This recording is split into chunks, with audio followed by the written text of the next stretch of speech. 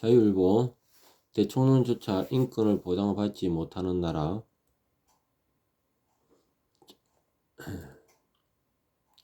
윤석열 대통령의 인권이 위태롭다.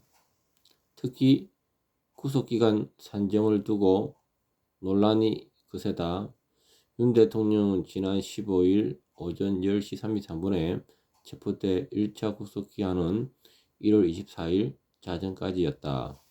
수사기관이 피의자를 구속한 경우 10일 이내에 신병을 검사에게 인치하지 않으면 석방해야 한다.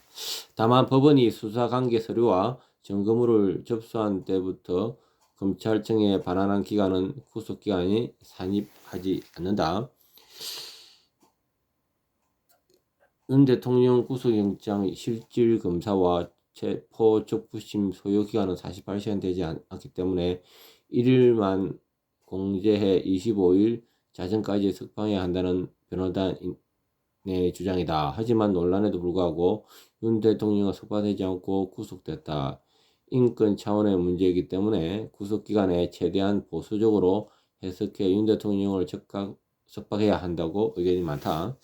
윤 대통령 구속은 국가인권위원회 논란이 된다. 시민단체들이 인권위 앞에서 대통령의 방어권을 보장하라고 촉구한 것이다. 인권위는 윤 대통령 문제의 전원위원회를 가질 예정이지만 충동 우려로 2차례나 취소하기도 했다.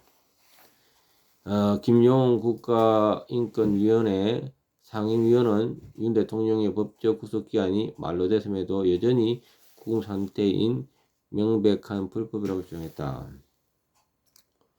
이 문제는 윤석열 개인 차원에 그치지 않는다.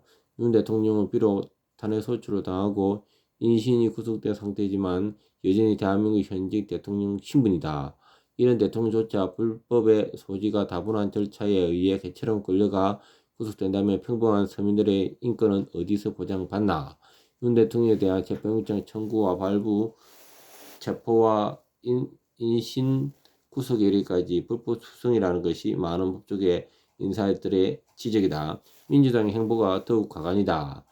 당내 인권위원회를 구성해 국가인권위원회 견제에 나선 것이다.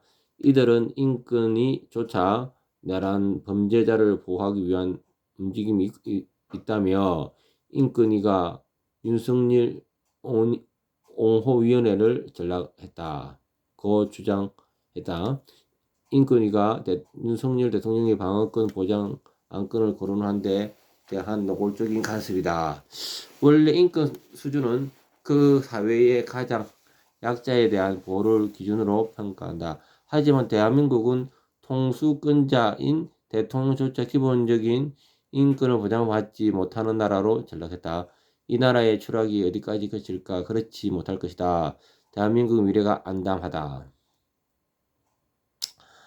지금 이제 대통령에 대한 인권이 사실은 지금